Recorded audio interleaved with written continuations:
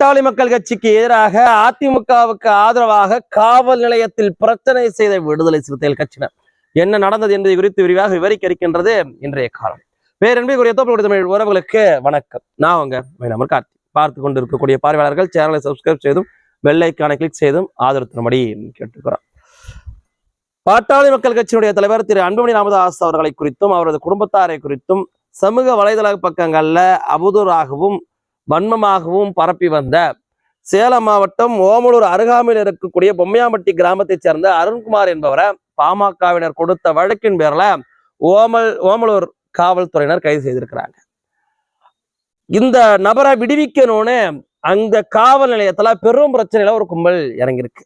யாரடா இறங்கிருக்கிறா? அதிமுக காரன்னா அதிமுக காரங்க வந்து அங்க பிரச்சனை பண்றாங்களான்னு பார்த்தா அங்கதான் இருக்கு பெரிய ட்விஸ்ட். விசிகாவினர் வந்து அங்க பிரச்சனை பண்றாங்க. அநியாயமா இருக்கு.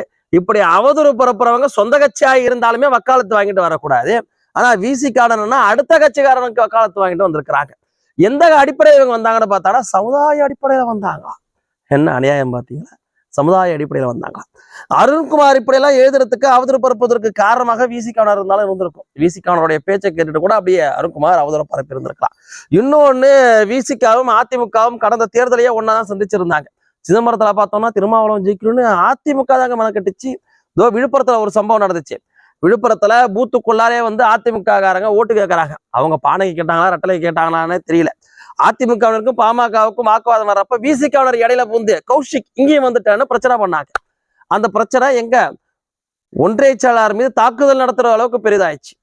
இப்படி விசிகாவுக்கும் அதிமுகவுக்கும் என்ன ஒரு கள்ள கூட்டணி இருக்கு என்பதை திமுக விசாரிக்கட்டுங்க. ஒருவேளை 2026க்கான கள்ள கூட்டணியை இப்பயே தொடங்கிட்டாங்களோ என்னமோ தெரியல. ஆனா இதுல ஒண்ணு நம்ம கவனிக்க வேண்டியது இருக்கு. என்னன்னா, அடாவடியா அக்கிரமமா அவதூறு பரப்புறவனா இருந்தா கூட விசிகா சொந்த கட்சிக்காரங்களா இல்லைன்னா கூட போய் நிக்கிறாங்கன்னா அப்ப விசிகாவுடைய நோக்கம் என்னவா இருக்கு? இந்த சமுதாயத்திற்காக பட்டியல் சமுதாய மக்கள் முன்னேற வேண்டும் என்பதற்காக இடஒதுக்கீடு வாங்கி தரணும்னு பாமக போராடிட்டு இருக்கு. ஆனா பட்டியல் சமுதாயத்தை சேர்ந்தவர்கள் அவதூறு பரப்புனாலும் அநியாயம் பண்ணாலும் அடாவடி பண்ணாலும் அவங்களுக்கு போய் துணை நிற்கிற இடத்துல தான் இந்த விசிகா நின்றுட்டு இருக்கு. விசிகாவினர்கள் அந்த சமுதாய மக்களை மேல் தூக்கி விட முயற்சிக்கல. அந்த சமுதாய மக்களுடைய அந்த இளைஞர்களை சீரழிக்கிற முயற்சியில தான் விடுதலை சிறுத்தைகள் இறங்கியிருக்கு என்பது இது ஒரு சாட்சியா இருந்துகிட்டு இருக்கு.